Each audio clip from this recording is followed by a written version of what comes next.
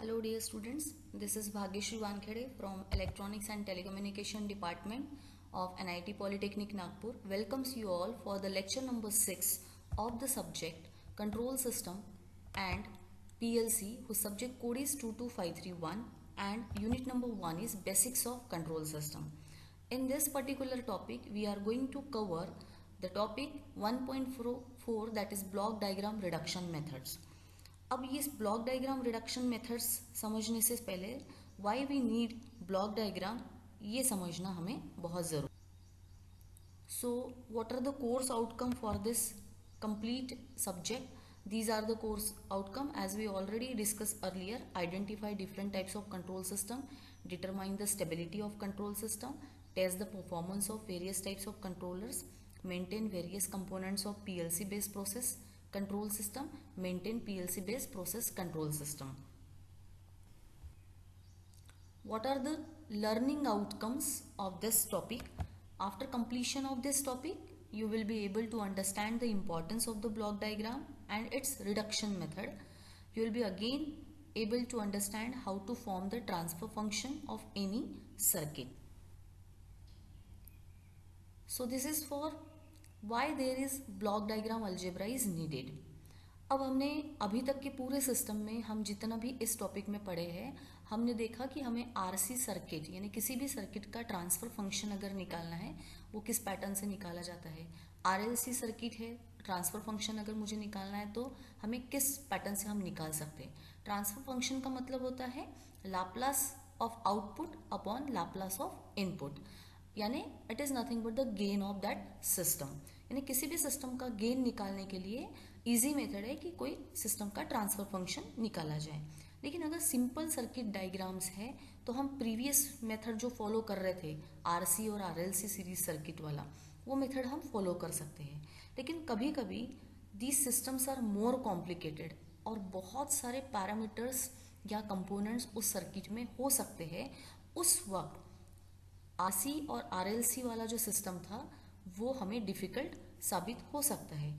इसीलिए इसको easy way में कन्वर्ट करने के लिए हमारे पास जो टेक्निक है that is called as block diagram reduction method. अब ये जो प्रॉब्लम था पहले वाले सर्किट ट्रांसफर फंक्शन कैलकुलेट करना और उसके बाद उसका गेन निकालना, तो उसको हमने थोड़ा सा सिंपल वे में प्रेजेंट करने की कोशिश की है. So that technique is nothing but our block diagram reduction method. अब वो हम एक एक करके सो ब्लॉक डायग्राम को समझने के लिए या उसके रूल्स को समझने के लिए सबसे पहले ब्लॉक डायग्राम के फंडामेंटल्स क्या क्या है, यानी ब्लॉक डायग्राम ड्रॉ करते वक्त हमें किन चीज़ों की ज़रूरत होती है और उसके बाद वो पूरा ब्लॉक डायग्राम बनने के बाद उसको कैसे रिड्यूस किया जाता है और बाद में फाइनल ट्रांसफर फंक्शन कैसे कैलकुलेट किया जाता है. तो basic definition of block diagram is it is shorthand pictorial representation of the cause and effect relationship between input and output of a physical system. यानी किसी भी ब्लॉक डायग्राम का normal definition हम क्या बोल सकते हैं, it is nothing but a graphical और pictorial representation of input and applied to the system. हमें पता है कि ब्लॉक डायग्राम में इनपुट होता है, आउटपुट होता है और सेंटर में सिस्टम होता है. सो ब्लॉक डायग्राम का आउटपुट कैलकुलेट करने के लिए यहाँ पे जो मेथड दी गई है वो आपको भी थोड़ा सा ऑब्जर्व करना है. How to calculate the output. The value of the input is multiplied to the value of the block gain to get the output. अब सपोज यहाँ पे हमारा इनपुट है एक्सेस. अब आप ये चीज़ को नोट कीजिए, it is not in time domain, it is in Laplace form that is in S domain. तो हर चीज़ को हमको एक्स ऑफ एस इस पैटर्न में ही रिप्रेजेंट करना है. यानी इनपुट रिप्रेजेंट करना है तो मैं एक्स ऑफ एस लिखूंगी that is applied to the system. Suppose इस सिस्टम का गेन है 3s. ठीक है, तो आउटपुट क्या मिलेगा मुझे, output is indicated by ys.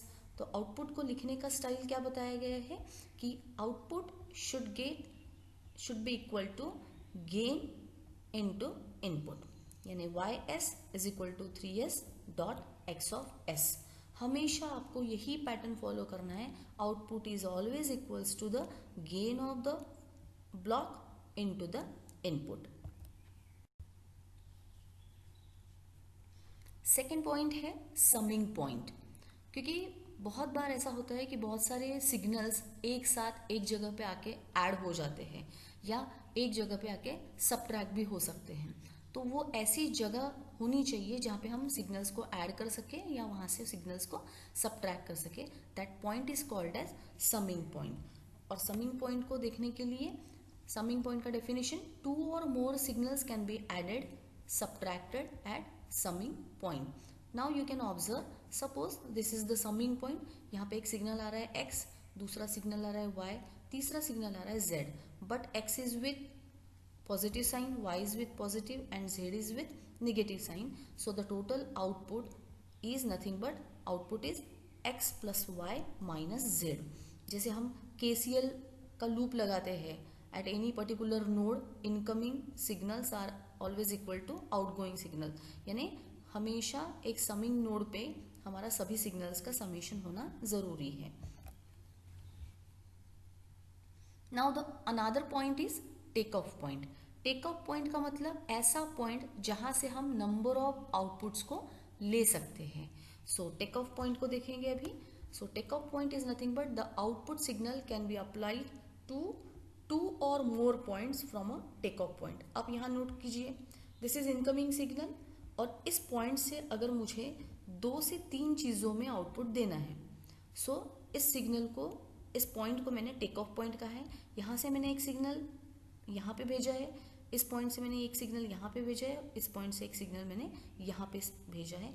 That's why we are taking off the signal for different purposes, इसीलिए इस पॉइंट का नाम है टेक ऑफ पॉइंट।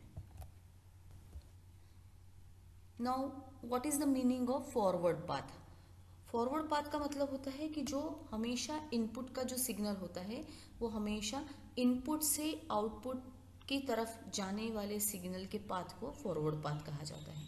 यानी we will indicate the arrow as from input to output, इसलिए एरो का direction अगर input से आउटपुट की तरफ है तो that path is forward path. The direction of the flow of signal is from input to output in forward path. लेकिन वही फीडबैक पाथ का मतलब होता है कि direction of the signal should be from output to input. अब देखिए यहाँ पे HS ये फीडबैक पाथ का वाला एलिमेंट है और यहाँ पे जो एरो दिया गया है that is our from output to input, इसलिए इसको फीडबैक पाथ कहा गया है।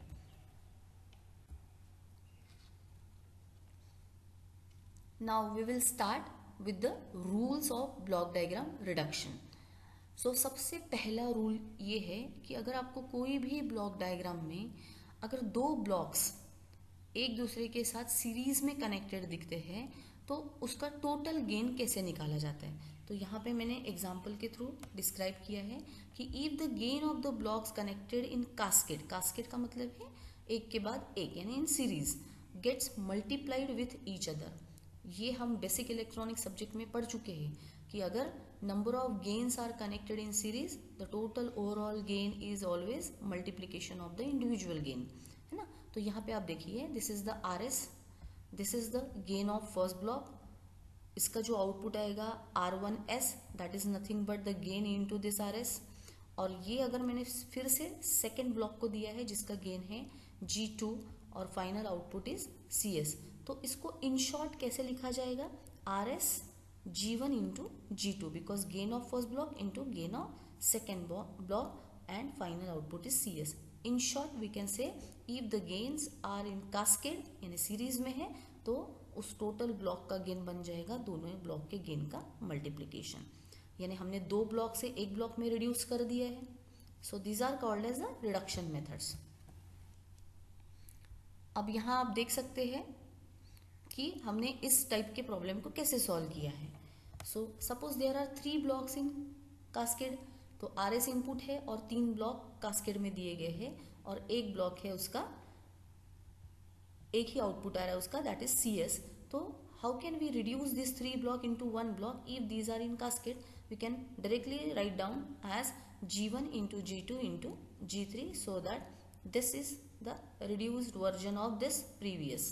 ठीक है, तो RS हमने यहाँ पे दिया और CS है, तो CS को अगर मुझे कैलकुलेट करना है तो क्या फॉर्मूला लगेगा, CS is always equal to gain into input. तो इसका गेन कितना है, G1 into G2 into G3 into this RS is nothing but our CS। नाउ एक थोड़ा सा स्पेशल केस हम डिस्कस कर रहे हैं यहाँ पे, आप थोड़ा ऑब्जर्व कीजिए। Again there are 3 gain G1, G2 and G3, but now here these are not in cascade. G1 और G2 सीरीज में है, लेकिन G3 के पहले एक टेक ऑफ पॉइंट दिया गया है। इसका मतलब जहाँ पे टेक ऑफ पॉइंट इंसर्ट किया गया है that 3 are not in cascade, ये दोनों ही सिर्फ सीरीज में है। तो इसका इक्विवेलेंट डायग्राम क्या बनेगा, this is not equivalent to G1 into G2 into G3। इसको मैंने रॉन्ग करके दिया है because this is not a correct method.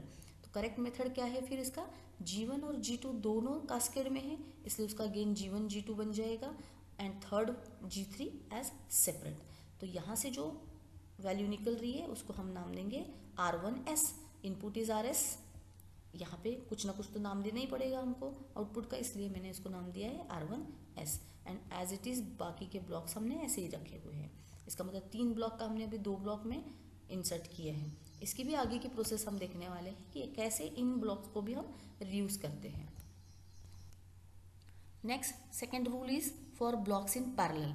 आप अभी ऑब्जर्व कीजिए कि अगर कोई ब्लॉक्स पैरेलल में कनेक्टेड है, input is applied to all 3 blocks, है ना, लेकिन ये तीनों ब्लॉक्स पैरेलल में है और यहाँ पे समिंग पॉइंट पे आके रुक रहे हैं, तो मुझे उस वक्त CS कैसे कैलकुलेट करना। तो one simple rule is there कि अगर तीनों ब्लॉक्स पैरेलल में हैं तो तीनों ब्लॉक्स के गेन का सम होता है बट विथ देयर साइंस। जैसे यहाँ पे देखिए आप G1, G2 और G3, लेकिन G1 का साइन है प्लस, G2 का साइन है माइनस एंड G3 का साइन है प्लस। तो it is converted into G1 minus G2। क्यों माइनस, क्योंकि G2 यहाँ पे माइनस साइन के साथ जा रहा है and G3 is with plus sign, इसलिए अब यहाँ पे साइन चेंज हो सकते हैं। G1 कभी कभी हो सकता है माइनस हो, G2 प्लस हो जाए या G3 माइनस हो जाए, तो जो उसका साइन रहेगा वो आपको यहाँ पे लिखना होगा। So the value of CS that is output can be calculated gain into this RS। तो गेन कितना है, G1 minus G2 plus G3 into this RS. So this is the total gain of the.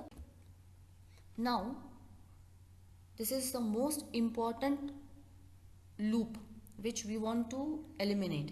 कभी कभी इस type की loop यहाँ पे दी हुई है प्रॉब्लम में और हमको इस पूरे लूप को ही गायब करना है, एलिमिनेट करना है, यानी इसको कॉम्प्लिकेटेड से बहुत सिंपल इसमें लाना है। तो what is the basic rule, suppose RS is incoming and here is the summing point.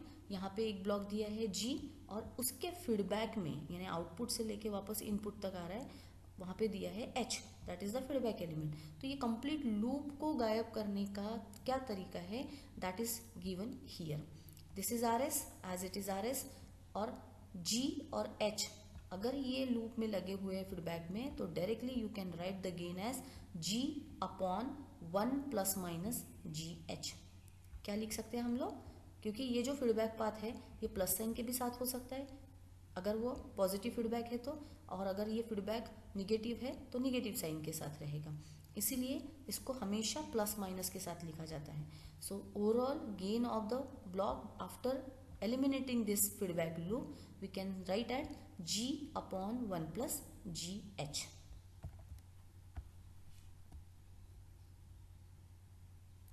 ये मैंने सेम एग्जांपल्स यहाँ पे दिए हैं with positive feedback and with negative feedback. अब आपको कैसे पता चल रहा है कि दिस इज निगेटिव फीडबैक, आप फीडबैक लूप का साइन देखिए यहाँ पे निगेटिव है, so this is for negative feedback. और निगेटिव फीडबैक को सॉल्व करने का एक ही तरीका है, उसका इक्वेशन हमेशा आता है G upon 1 plus GH। Negative feedback में हमेशा साइन आएगा यहाँ पे प्लस और फॉर्मूला रहेगा G अपॉन 1 प्लस GH। अब आप पहले ही गेस कर सकते हैं फॉर पॉजिटिव फीडबैक हमारा रिजल्ट क्या आएगा, and this is the answer for positive feedback. अब आप जज कर सकते हैं यहाँ पे कि why this is positive feedback, it is with positive sign, इसीलिए ये पॉजिटिव फीडबैक है और इसका जो आंसर आएगा G अपॉन 1 माइनस GH, यानी पॉजिटिव फीडबैक के लिए माइनस साइन और निगेटिव फीडबैक के लिए plus sign. This is the rule number 4 that is associative law for summing points. अगर आपके प्रॉब्लम में आपको 2 समिंग पॉइंट एक के बाद एक दिख रहे हैं, अगर सीरीज में दिख रहे हैं तो आप उसका पोजीशन चेंज कर सकते हैं, यानी यहाँ पे हम एसोसिएटिव लॉ लगा सकते हैं। पोजीशन चेंज करने से भी इक्वेशन पे कोई असर नहीं होता है। एज इट इज़ आउटपुट जो पहली केस में आ रहा था सेम आउटपुट हम बाद में भी ला सकते हैं। अब देखिए यहाँ पे पहले समिंग पॉइंट में इनपुट है B1, सेकेंड समिंग पॉइंट में इनपुट है B2, तो ये दोनों भी सीरीज में है। I can interchange the position here, तो B2 को मैं यहाँ पे पहली बार लेके आई हूँ और B1 को यहाँ पे सेकेंड टाइम। और आप ऑब्जर्व कीजिए इक्वेशन ऑफ द CS, यहाँ पे क्या आया है हमारा RS minus B1 minus B2, क्योंकि यहाँ ये जो x पॉइंट है इसका आंसर क्या आएगा RS माइनस B1, और x की वैल्यू फिर से B2 के साथ ऐड होगी तो हमारा फाइनल CS हमें मिलना चाहिए। सो ये यहाँ पे सॉल्व करके दिया हुआ है। Similarly after interchanging the summing point हमारा जो CS आता है that is also RS minus B2 minus B1, यानी दोनों केस में हमारे आंसर सेम है। इसका मतलब there is no effect of interchanging the summing point. This is again important rule, shift summing point before the block. अब देखिए यहाँ पे पहले एक ब्लॉक दिया हुआ है और उसके बाद में ये समिंग पॉइंट है। अगर मुझे समिंग पॉइंट को यहाँ से उठा के पहले लाना है इस ब्लॉक के, तो मेरे पास क्या रूल है, क्या चेंजेस हो जाएंगे सर्किट अरेंजमेंट में। Suppose I shift this summing point for before this block, तो देखिए यहाँ पे RS ये G यहाँ पे चला गया और समिंग पॉइंट इसके पहले आ गया। लेकिन जब जब हम समिंग पॉइंट को पहले लेके आते हैं हमें उसमें ये जो गेन होता है उसका 1 that gain should get added to this block, यानी यहाँ पे सिंपल x था तो अभी इस x के पहले क्या ऐड हो जाएगा 1/g, यानी जब जब हम समिंग पॉइंट को इधर लेके जाएंगे इसके पहले लेके जाएंगे तो हमें इस गेन का 1/g यहाँ पे इंसर्ट करना ही पड़ेगा। लेकिन रिजल्ट पे कोई असर नहीं होता है। आप CS की वैल्यू यहाँ पे भी चेक कीजिए, CS की वैल्यू आप यहाँ पे भी चेक कीजिए, result is always same. Next is shift summing point after block. जैसे हमने प्रीवियस केस डिस्कस किया, इन द सिमिलर वे अगर समिंग पॉइंट को आफ्टर ब्लॉक शिफ्ट करना है, पहले समिंग पॉइंट है यहाँ पे ब्लॉक बाद में है, अगर मुझे इस समिंग पॉइंट को फॉर सिंप्लीफिकेशन पर्पस कहीं ज़रूरत पड़ती है कि कभी कभी मुझे समिंग पॉइंट को यहाँ लेके जाना है सो दैट मेरी डायग्राम और ईजी बन जाए, है ना। तो इस समिंग पॉइंट को अगर मुझे आफ्टर ब्लॉक शिफ्ट करना है तो मुझे क्या करना पड़ेगा, the change is here. Summing point को मैंने इस ब्लॉक के बाद में लेके आ गई हूँ, तो ये समिंग पॉइंट इधर था, अब ये यहाँ पे आ गया। तो यहाँ पे जैसे ही वो बाद में आएगा तो हमें ब्लॉक के साथ क्या ऐड करना है, स्पेशल G। जब हम बिफोर करते हैं तो 1/g होता है, आफ्टर करते हैं तो सिंपल G, यानी यहाँ पे भी G और यहाँ पे भी G। You can observe from this slide the result is always same. Now the next is shift a take off point. जैसे समिंग पॉइंट का यूज था कि एक जगह पे आके सारे सिग्नल्स ऐड हो सकते हैं या सब्ट्रैक्ट हो सकते हैं, टेक ऑफ पॉइंट का यूज होता है कि एक जगह से हम बहुत सारे आउटपुट्स को बाहर निकाल सकते हैं। अब टेक ऑफ पॉइंट को भी हम एक जगह से दूसरी जगह पे शिफ्ट कर सकते हैं। यहाँ पे देखिए सपोज मुझे टेक ऑफ पॉइंट को पहले लेके आना है, बिफोर लाना है इस ब्लॉक के, तो rule is exactly opposite to the take off और समिंग पॉइंट। समिंग पॉइंट में जब हम यहाँ पे लाते हैं तो 1/g होता है, लेकिन यहाँ पे टेक ऑफ पॉइंट में जब हम टेक ऑफ पॉइंट को पहले लाएंगे तो सिंपल g रहेगा, ठीक है। वैसे ही अगर शिफ्ट करना है मुझे टेक ऑफ पॉइंट को after block, it is exactly opposite to the summing point. Summing point में हम जब जब भी समिंग पॉइंट को यहाँ से यहाँ लेके जाते थे तो हम वहाँ पे g ऐड कर देते थे, लेकिन यहाँ पे टेक ऑफ पॉइंट को मुझे यहाँ से यहाँ लेके जाना है तो यहाँ पे ऐड होगा मेरा 1/g, यानी ये दोनों रूल जो है एक दूसरे के अपोजिट है। तो ध्यान में रखने के लिए कोई भी एक रूल आपको अच्छे से याद रखना है। समिंग पॉइंट वाला अगर रूल आपको अच्छे से याद है तो you can easily write the rule for the take off point to shift take off point after block and before block, result will never get change. अब देखिए कोई भी ब्लॉक डायग्राम को सॉल्व करने के लिए कुछ चीज़ों पे प्रेफरेंस देना बहुत ज़रूरी है। सो यहाँ पे चॉइस जो दी गई है, फर्स्ट चॉइस कोई भी प्रॉब्लम सॉल्व करते वक्त तो पहला प्रेफरेंस दिया जाता है हमेशा रूल नंबर 1 को, दैट इज़ फॉर सीरीज। पहले सीरीज कनेक्शन चेक कीजिए। दूसरा प्रेफरेंस होता है पैरेलल, तो पहले पैरेलल कनेक्शन चेक कीजिए। फिर थर्ड प्रेफरेंस दिया जाता है रिडक्शन के वक्त फीडबैक लूप, है ना। तो यानी कोई ब्लॉक्स अगर हमको सीरीज में दिखते हैं तो सबसे पहले उन ब्लॉक को रिड्यूस कर दीजिए, कोई ब्लॉक हमको पैरेलल में दिखते हैं तो उसको सेकंड स्टेज पे सॉल्व कीजिए, और कोई फीडबैक वाली जो लूप है उसको थर्ड स्टेज पे। फिर सेकंड चॉइस क्या है हमारा इक्वल प्रेफरेंस वाला, कि रूल नंबर 4 जो है एडजस्टिंग समिंग ऑर्डर, यानी समिंग पॉइंट को हम एक दूसरे जगह से इंटरचेंज कर सकते हैं। फिर पांचवा, छठवा और सातवां, आठवां जो रूल हमने पढ़ा है that is shifting summing point before after and take up point before after, इसको सबसे लास्ट प्रेफरेंस में रखा जाता है क्योंकि ये थोड़ा सा कॉम्प्लिकेशंस लेवल को बढ़ा सकता है इसलिए। लेकिन ये तीनों मेथड से आप कोई भी सर्किट डायग्राम को सबसे पहले बहुत आसानी रिड्यूस कर सकते हो। Now will move toward the summary. तो हमने ये पूरे टॉपिक को पढ़ने के बाद हमारे क्या समझ में आया है कि कोई भी ब्लॉक डायग्राम को रिड्यूस करने के लिए सबसे पहले ब्लॉक डायग्राम की जानकारी होना बहुत ज़रूरी है। उसमें क्या क्या पैरामीटर्स चाहिए, यानी आउटपुट होना चाहिए, समिंग पॉइंट होना चाहिए, टेक ऑफ पॉइंट होना चाहिए, फीडबैक लूप होनी चाहिए। ये सारे पैरामीटर्स को पढ़ने के बाद फिर बाद में उसके रूल्स को पढ़ना बहुत ज़रूरी है कि कास्केड में रहते हैं तो गेन कैसे दिखेगा, पैरेलल में है तो गेन क्या दिखेगा, समिंग पॉइंट की पोजीशन को हम इंटरचेंज कर सकते हैं, समिंग पॉइंट को बिफोर पॉइंट ब्लॉक ला सकते हैं, आफ्टर ब्लॉक भी लेके जा सकते हैं, टेक ऑफ पॉइंट को भी बिफोर ब्लॉक ला सकते हैं, आफ्टर ब्लॉक लेके हम जा सकते हैं। So thank you dear students for listening carefully. I hope you enjoyed this topic, and we will continue in the next session with the unit number 2, that is 2.1 time response. Thank you so much.